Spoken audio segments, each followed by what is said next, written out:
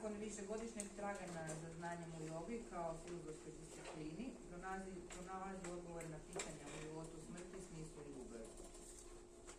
Završava 2021. Yoga akademiju u Zagrebu pod vodstvom Olivije Vrbanje, referira Dharma, Hatha i Ashtanga stilove. Ja ću sad pustiti tebe da ti nastaviš dalje. Inače je Dharma učitelj Dharmove škole. Sudjelujem u radu Akademije, Yoga Akademije Zagreb, tako da sam jutros malo čak i zakasnio na početak ove konferencije, s obzirom da sam držao pokazni sat mladim budućim yoga instruktorima. Goran je lijepo rekao puno toga prije mene, tako da je teško se sad nadovezati, vratiti se ponovo na ovu priču gdje se vraćamo na asane, nekakve forme i tako dalje. Prosti, meni je Daniel bio dovoljno daleko da se ja mogu Da, i ujutro je bio. Ujutro je bio pa je radnog, da ja sam puno htio što imamo priču. Ne, ja se slažem, to je neka naša filozofija, u stvari u Dharma yogi kao nekoj od glavnih sustava u našem centru, u stvari se potiče da ljudi slušaju sami sebe, da iznutra tog učitelja slušaju, da ne ulaze u neku zonu boli, pretjeranog istezanja i tako dalje. Ne gleda se toliko ta vanjska forma, ali postoje neki okviri unutar kojih sve to radimo da bi, ajmo reći, napravili kompletnu praksu.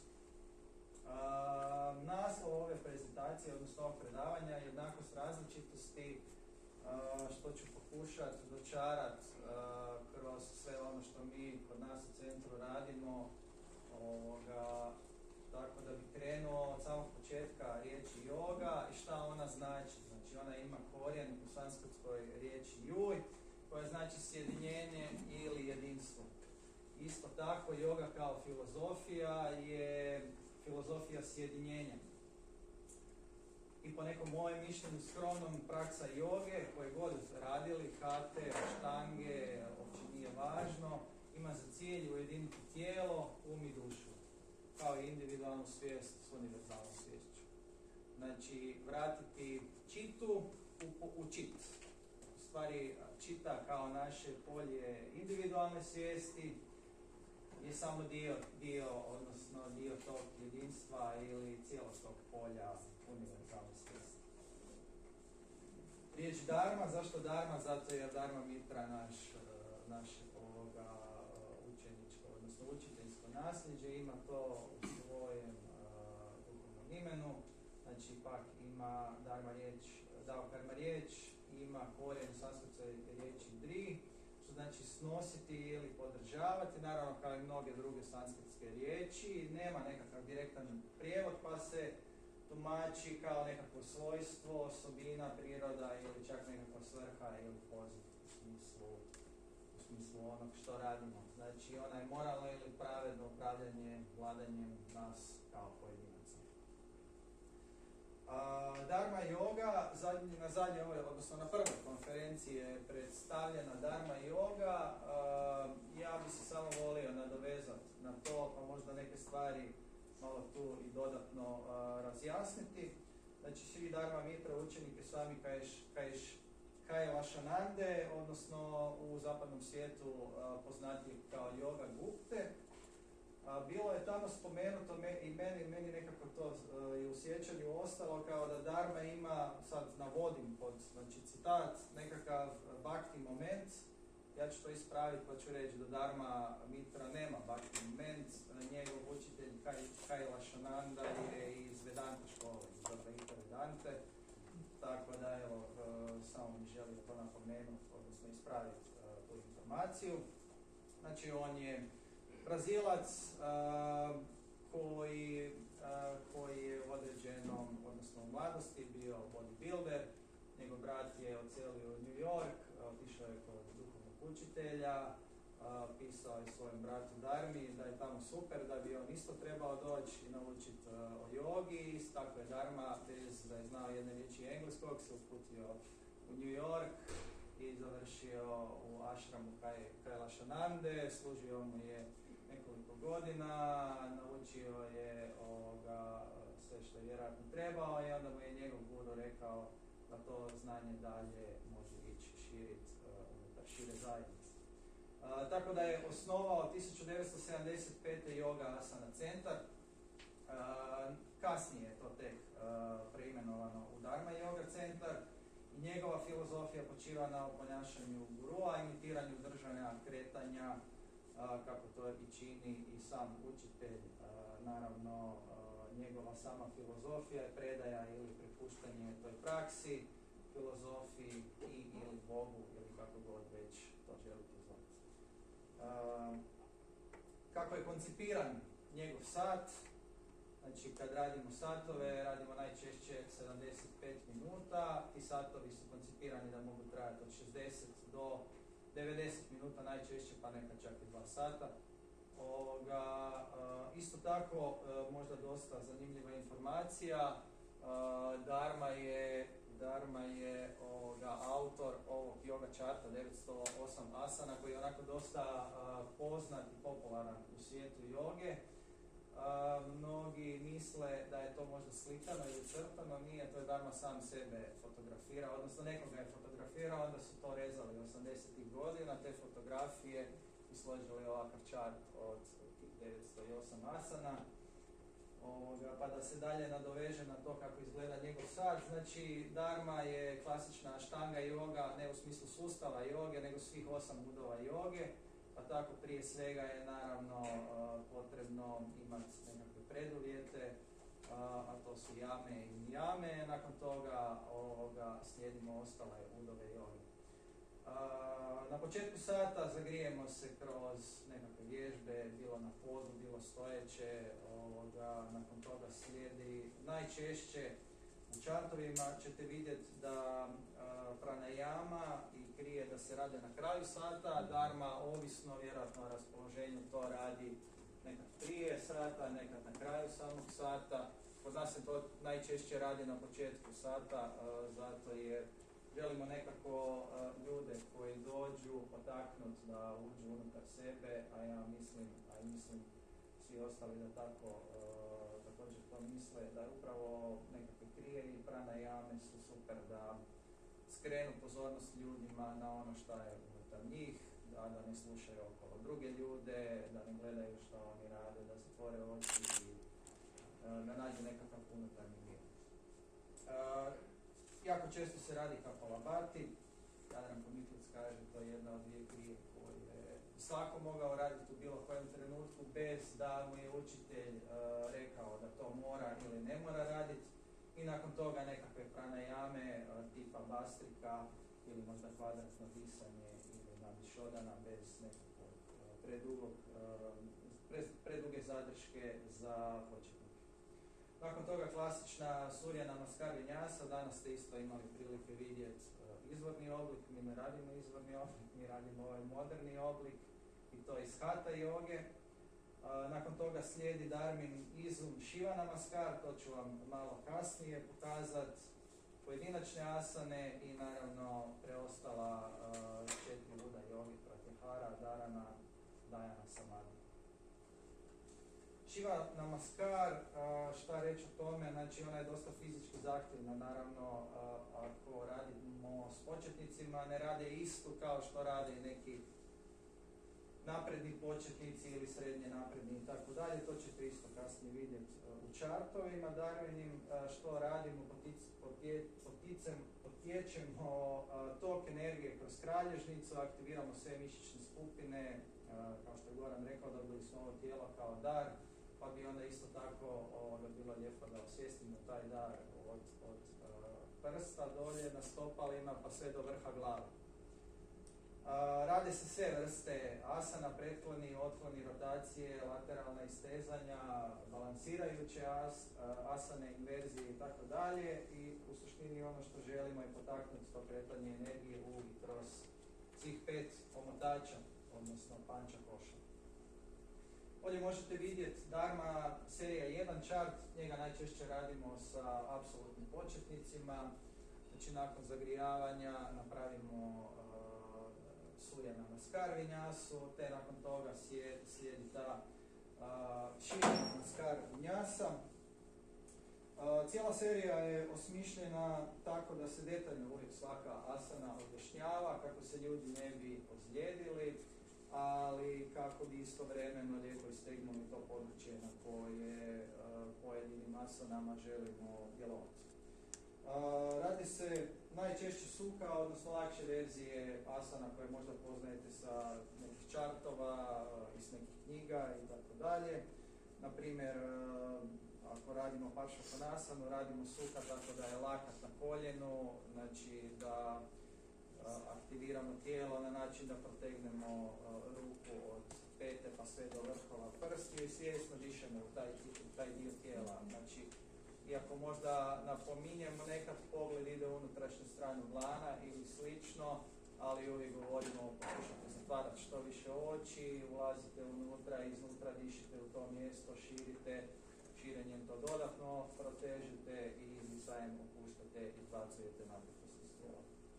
Nakon svake strane, na primjer kad napravimo sve na lijevu stranu, onda napravimo nekakvu vašištasanu, iza toga balasana, ponovo kratka integracija da bi ljudi mogli osvijestiti ono što tim asanama u principu želimo napraviti. Nakon stojećih i klećećih asana u ovoj Shiva Namaskar Vinyasi koja završava ovdje, znači krećemo sa asanama, ali bez vinyasa. U smislu da idemo iz asane u asanu, ostajemo, ne znam, 5 dahova najčešće, to je neki minimum i u principu iz nekakvih stojećih lateralnih istezanja vrlo brzo idemo dolje na pod pa radimo na podu sve ostale praktički skoro pa do kraja sata. Ako pogledate čart, na svakom čartu su apsolutno sve vrste asana, znači od stojećih, balansirajućih backbendova, odnosno otklona, pretklona, rotacija, torzija i tako dalje, tako da u tom smislu netko koji je početnik odmah na prvom satu već može dobiti sve što Dharma yoga nudi. Nakon toga druga serija naravno biva za malo naprednije, u tom smislu se taj Shiva Namaskar razlikuje od onoj u Dharma 1 seriji. Uvijek je na početku sata zagrijavanje, nekako kako god bilo kraće, duže, ovisno koliko vremena imate. Nakon toga slijedi pozdrav suncu i nakon toga slijedi ta Dharmina Shiva Namaskar Vinyasa.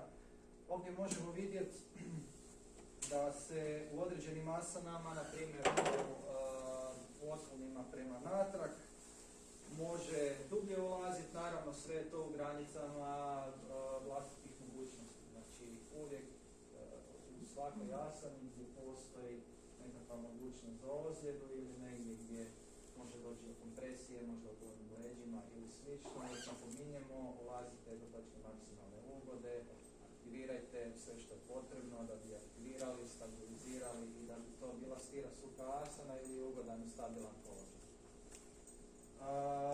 Ovdje već lagano i u ovoj drugoj seriji krećemo sa otvaranjem kukova, tako da tu negdje bi trebala biti na primjer i ova Trikonasana, ja sad ne vidim ova sukha verzija i tu se već malo kasnije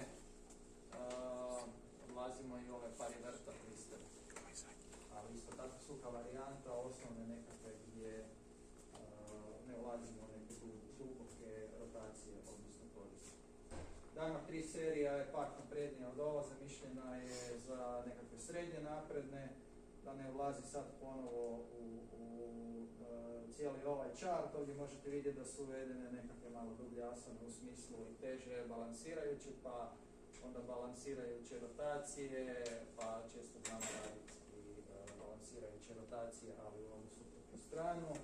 I Dharma 4 kao njegova, pod navodnicima uvjetno rečena, najteža asana, ali šta je teška asana, odnosno šta je teška praksa, to je isto tako jako individualno, neko ko je možda hiperfleksibilan ili hipermobilan, njemu ovo možda nije teško da to izvana napravi, ali naravno važno je ono što mi tijekom cijele te prakse iznutra radimo. Znači da vraćamo taj fokus unutra, da svjesno dišemo, da dišemo kvalitetno, jednaki udah, jednaki izdah, tako da taj parasimpatički i simpatički živčani sustav budu u balansu.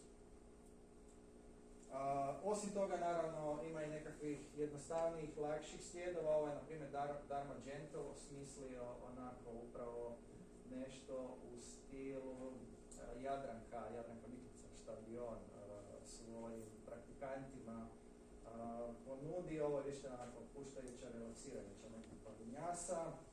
I ima, Dharma je također osmislio ovaj Dharma Charging sekvence, u smislu da se isto tako uvijek prvo napravi pozdravi suncu, 8 do 12 slijedova, ovisno kako kada, koliko vremena imate, i nakon toga se ulazi iz asane u asanu bez nekakve vinjase.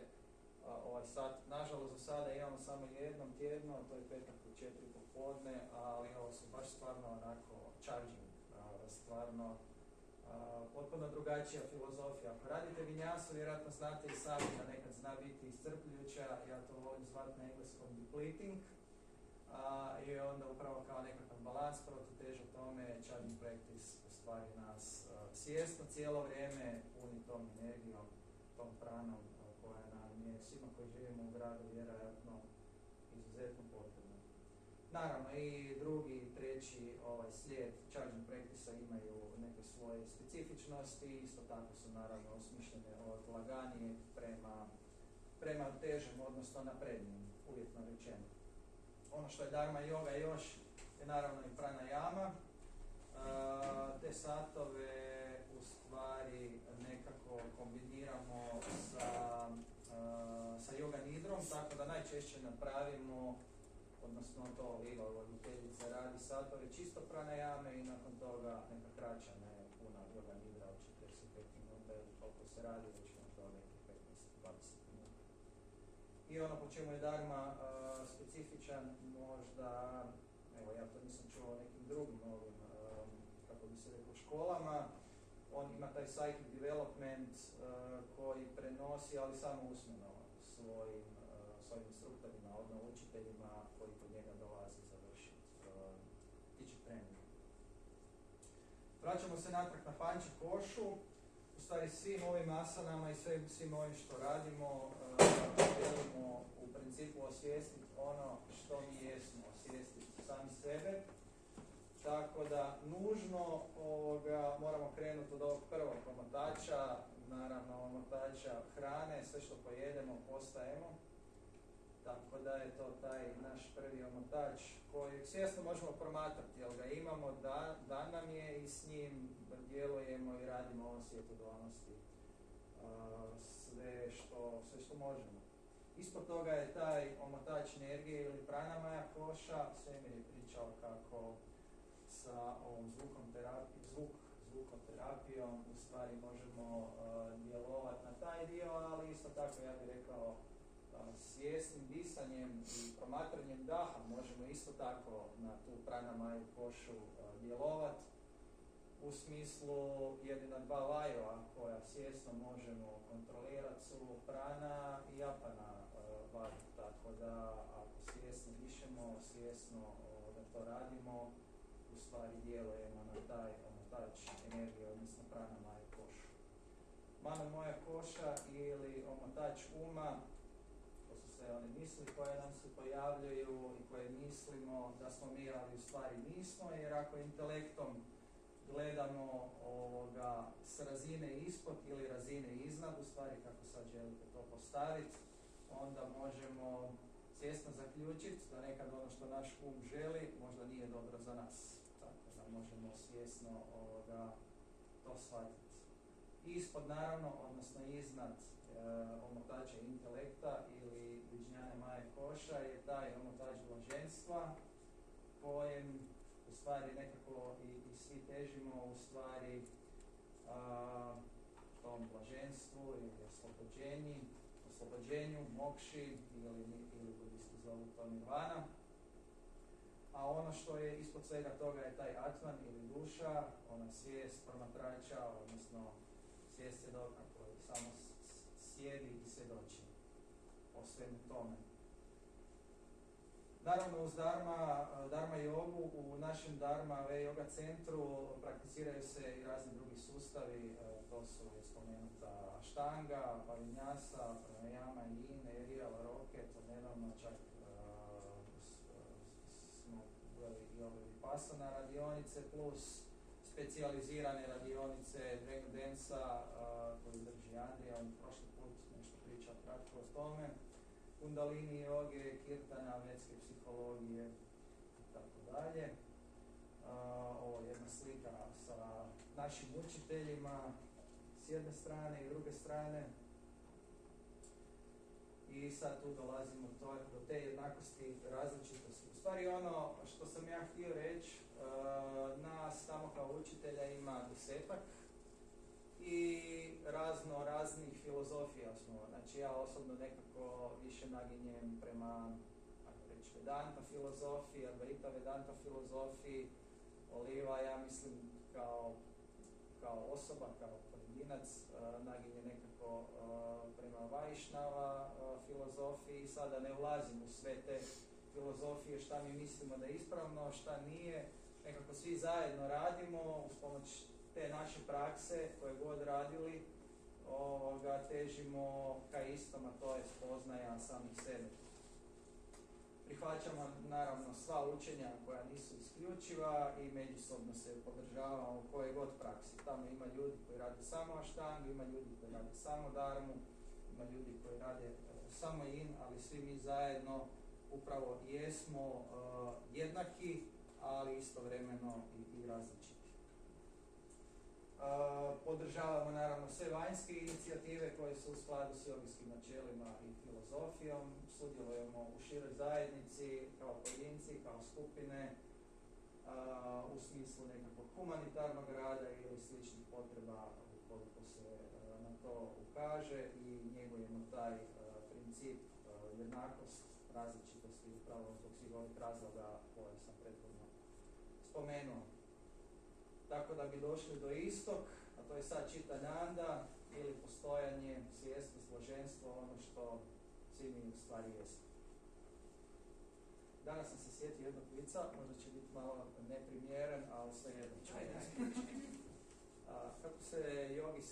Kako se Bosanac jogi pozdravlja? Om ba. Kako se židovski jogi pozdravlja? Židov jogi. Om shalom. I nedavno sam vidio, to sam vidio na internetu prije jedno godine dana, negdje je bio nekakav meme koji je sad popularno dosta, kao hrvatski jogi, kako se hrvatski jogi pozdravljaju. Za om spremni. Tako da, om, šanti. Hvala vam lijepa.